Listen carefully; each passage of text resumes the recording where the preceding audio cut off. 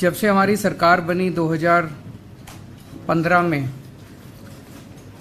तब से दिल्ली में ट्रैफिक कम करने के लिए और पोल्यूशन कम करने के लिए हम एक प्रीमियर बस एग्रीगेटर स्कीम लाने की कोशिश कर रहे हैं। आज 8 साल के बाद ऐसा लगता है कि अब ये स्कीम आ जाएगी। पहले मैं ये बता देता हूँ ये स्कीम क्या है।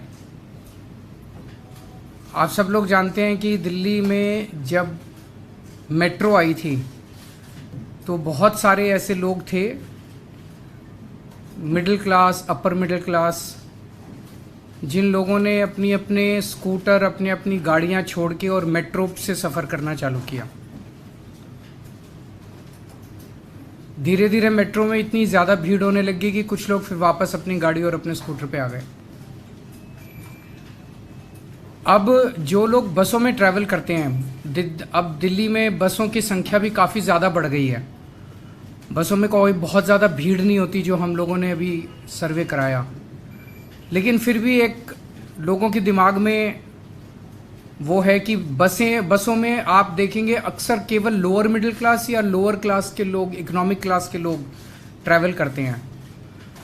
तो मिडिल क्लास और अपर मिडिल क्लास को भी अपनी अपनी गाड़ियां छोड़ के बसों में ट्रैवल करने के एनकरेज करने के लिए ये स्कीम लाई जा रही है, जिसके तहत प्रीमियम बसेस, लग्जरी बसेस, उनके एग्रीगेटर्स को लाइसेंस दिए जाएंगे, ताकि एक लाइसेंस होल्डर कम से कम 25 लग्जरी बसेस लेके आएगा और वो लग्जरी बसेस दिल्ली की सड़कों पे चलेंगी। ये लग्जरी बसेस सभी एयर कंडीशनड होंगी,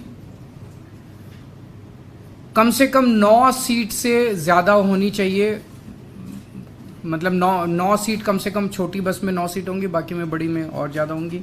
इन बसों में वाईफाई होगा, जीपीएस होगा, सीसीटीवी होगा।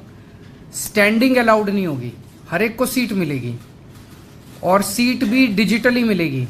आप अपनी सीट, ऐप होगा हर एक उसका, और आप उनके ऐप पे जाके अपनी सीट बुक कर सकते हैं, जो सीट चाहें। जैसे हम एयरलाइंस में बुकिंग करते हैं वो सीट बुक कर सकते हैं। पेमेंट्स केवल डिजिटल होंगे और वहाँ पे बस के अंदर आपको टिकट नहीं मिल सकती। ऐसा नहीं कि बस रुक रुक के जाएगी, और आपको केवल डिजिटल पेमेंट्स होंगी और जहाँ से आप कहेंगे वहीं से आपको बस पिकअप करेगी।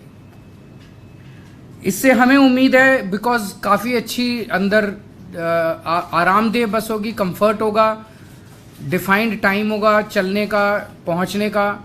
तो हमें उम्मीद है कि बहुत लोग इन अपनी गाड़ियाँ छोड़ के इन बसेस में आएंगे और इससे दिल्ली की यातायात व्यवस्था बेहतर होगी, ट्रैफिक कम होगा और पोल्यूशन, एयर पोल्यूशन कम होगा। इसमें जो बसेस होंगी वो अगर सीएनजी बसेस हैं तो वो 3 साल से पुरानी नहीं होनी चाहिए, जो बसेस अलाउड होंगी।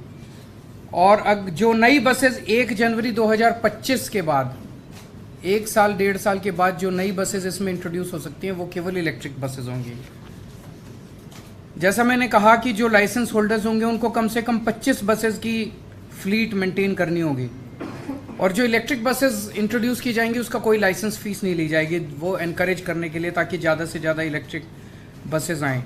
एक इस पॉलिसी की खासियत यह है कि इस बसेस का रूट हम डिसाइड नहीं करेंगे, इन बसेस का रूट मार्केट डिसाइड करेगी। जहां उनको लगता है कि ज़्यादा उनको सवारी मिल सकती हैं, वो बसेस उन एरियाज़ में ज़्यादा चलेंगी, तो जाहिर तौर पे उन एरियाज़ के अंदर ट्रैफिक ज़्यादा है वो कम होगा, तो ऑटोमेटिकली उन एरियाज़ के अंदर ट्रैफिक कम होगा।